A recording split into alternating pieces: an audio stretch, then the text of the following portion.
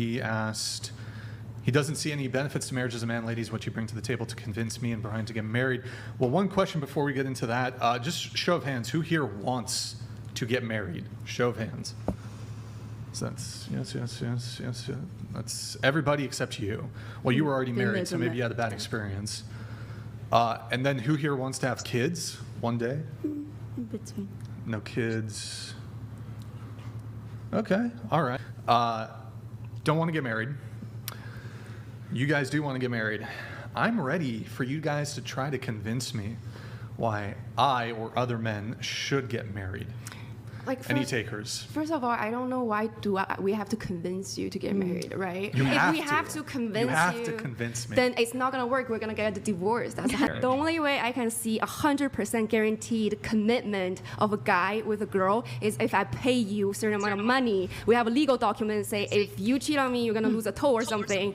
Then I think you're never gonna cheat and you're gonna be committed 100%. Oh no! The question isn't to convince them to marry each other or for Bucky to marry Brian, which would be awesome. But it's to convince Brian of the concept of marriage is good and he should be open to it. That it's about more than just open taxes. to marriage? Like Why would he be open to marriage? Why is it such a wonderful idea to get married? Like Peachy, why don't you want to get married? Yeah. I am not so cynical that I say I will never get married again. I have been burned.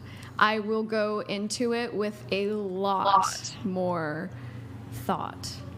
So when the next time around, are you open to a relationship no currently? question whatsoever. I want to find like my soulmate. Sure. You know? So you are looking for the man you want to marry. You're just saying that it's that you have incredibly high standards. I would be very hesitant. I would need to like just wholeheartedly believe that this is the one. This is like meant to be. Yeah. But you desire to meet him. that you want to have. Yes. Yeah. So you do want to get married. You just want Prince Charming to do it, which is fair. That's fair.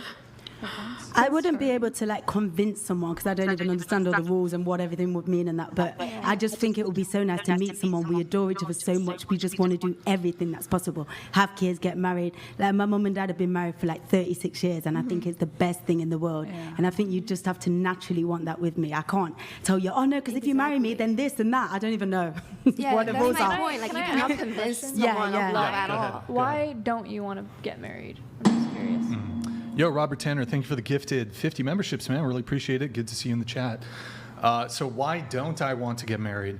Well, I guess let me lay it out like this. So my view is, absent both partners having a religious worldview, be it Christian or Muslim or Jewish or whatever it is, I actually don't see, from the secular viewpoint, actually any reasons, at least from the male perspective. And I suppose it's not even so much the male perspective as it is the breadwinner perspective. I don't actually see any reason to get married. Like if anybody can make an actual secular argument, and I'm not sure this is a super Christian panel to begin with, but I can't think of any actual benefits to the man or to the breadwinner when it comes to getting married, at least that outweigh the risks. So for me personally, there's nothing that I can get in a marriage from a woman that I can't get in a monogamous long-term relationship. Yeah, I have a hot take I think might change. Wait, hold on. Let's let her answer, then I'll let you go. Okay. Sorry, I was just going to say, so it's a follow-up question, actually. Have you ever been in love before? Sure, yeah. Sure. Yeah. Let's say everything was fine and dandy with that relationship. You wouldn't want to be married with that person, even though you were in love with them till this day? Well, I'm not sure that's really... I don't know if that's really an argument. Like you love them, thus you must marry them. But if she wanted to, is she good enough compared to because I mean, something that I think about is if you're not committing to marriage, you're open to other options, right? Well, aren't you open to other options even if you're married? Of course, yeah. Okay. So, I mean, marriage does not preclude one from infidelity. No. Yeah. What about ritual marriage? Your issue is legal marriage. What if you were with a woman you loved and she said, no papers, but let's go have a priest or like a guy or someone marry us? Cute. I like that. Well, I would have to actually investigate what the law actually says to that. Would there, even though it's not through the state, are there any legal implications to even getting a purely ritual marriage? If not, it's perhaps a little more enticing, but then I still don't really see the point. Yeah. I struggled with this. There's for a data while, that too. shows men who are married like live longer, have better outcomes long term, and are healthier. But I can't like say that doesn't also apply to a long-term, very committed, monogamous, secular relationship. But why is Giving everybody yourself so a bit of scared of the structure and cheating you are- stuff? I hear everybody say, oh, we have to have a contract, you have to do this and this. Isn't marriage about a wonderful, loving commitment? Like, the man is the man, like, typical speaking, you're the man of the household, like what you're saying, very manly.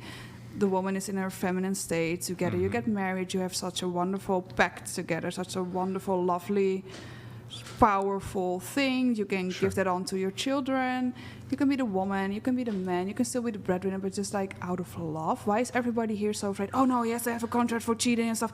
If a person wants to cheat, he's going to cheat. Sure. Yes. Go ahead, Isis. So you said that you can get all the benefits without the marriage. It may be true, and if it's true, what essentially you're saying is you're selfish. You're not willing to give out any part of you for a woman because you can get all the benefit. But marriage might be a financial security and a legal security for this woman. So this is exactly why I say you cannot convince you. We can never convince you because fundamentally, if you're selfish, I can't convince you to do something unless there's a value I'm providing you with, which is some kind of contract or money. Or let's say I'm a billionaire and you really want to be like a 500. This is a hypothetical situation.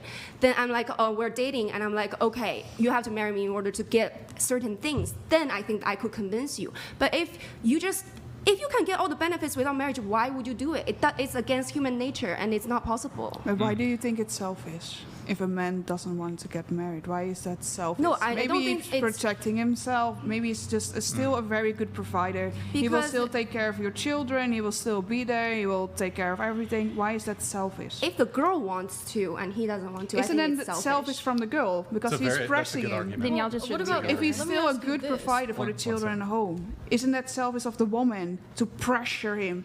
You say it's selfish of the man if he doesn't want to, but isn't that selfish of a woman to say, I want it, otherwise I will leave you? It's like a threat, right?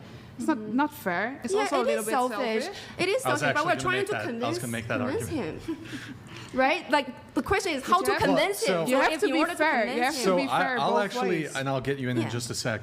I'll actually say, would I marry a female billionaire without a, what's it called? Prenup. That's the scenario in which I'll get married. Yeah, that's So it's that's about like the a way to money. convince you, right? If someone wants If that, she's a billionaire, I Yeah. will marry her. yeah, to address it's your about concern, you're it's okay to be marrying selfish. the I'm not money. saying like, oh, you're Sure. selfish and it's wrong. I'm talking about the topic of convincing, right? I'm just saying this is the way to convince someone who think of his own interests, and there's no good or bad. There's no judgment on that. But do you not think it's a little dangerous? Because you say, I want to have a contract, I want to have everything, I want to have like a prenup thing if I married a billionaire. Where's the love then? Because you will only get married if there's a contract thing. Why is it not the beautiful way? Why is always, I have to provide you this and this and that, and that's why I want to get married? Because I'm saying Not- this is the way I will use to convince him to get married. Not that I'm saying this is the best way. I'm not saying it's good to convince someone to get married. But the question is, how would you convince someone? Do you understand my point? But why do you want to, Right. like, yeah. I think I might have something that Before I have you go, you had something, go ahead. Yeah, so the way you're framing this question almost is like, why should I get married if it doesn't serve me in any way? And ultimately, like, it doesn't change anything about my relationship to this person I've been seeing long term or feel in love with. My question would be, what's the harm? If you're saying it doesn't really change anything anyway, why are you scared to get married? Oh, How is well- that? Is that a money thing? Well, that's not what I'm saying. There are risks when it comes to getting married. yes. There are. Yeah. And so that's my objection to it. But I'm asking you, I guess, what are those risks that you perceive? So there's a couple. So there's one, untangling a marriage is complicated. So from the financial aspect, not just what the woman ends up getting owed, but the legal costs in and of themselves are going to be fairly substantial. Attorneys charge quite a bit. If you're the breadwinner, you're going to actually have to probably go ahead and pay An for her. unreasonable man donated 200 美元. My Chinese wife says the value in marriage is the strength and security I provide. Money and the rest is meaningless. Lot of broken doors on this panel. Be better. Okay. Right then. Thank you. Appreciate it. Appreciate Wasn't it. expecting that Unreasonable voice. man. Wait, is this grid 1? Is this grid 1? How do you have security without money? You said that money is meaningless. How can that's a very stupid point. That's a question for you, unreasonable man. So the financial risks, you have to pay for the attorney. You might have to even pay for your wife or soon-to-be ex-wife's attorney if there's a mismatch in her financial resources and yours. There's the time, the stress of untangling all that. And then there's going to be what she's owed, right? So anything, even with a prenuptial agreement, often these prenuptial agreements tend to get challenged by the person, typically the woman who's typically also initiating the divorce, funnily enough. So, for example, Kevin Costner, his divorce proceedings were here in Santa Barbara. He had a prenuptial agreement with his wife, and in the prenuptial agreement, it said, if you challenge the prenuptial agreement, you lose XYZ, and then she went ahead and challenged it anyways. So even with potential risks of challenging a prenuptial, the lawyers will still do it because they can maybe try to weasel out of it, whatever. Even with a prenuptial agreement, it typically only has to do with assets or money that you got before the marriage. But everything you got during the marriage really can't be, as far as I know, I could be wrong, not an attorney. This is just from my research. Prenuptial agreements can't really do much when it comes to what's earned during the course of the marriage. So if you've been married 5, 10, 20 years, for example, everything that's earned in the marriage is community property. So then she's just going to get half of everything earned throughout the course of the marriage.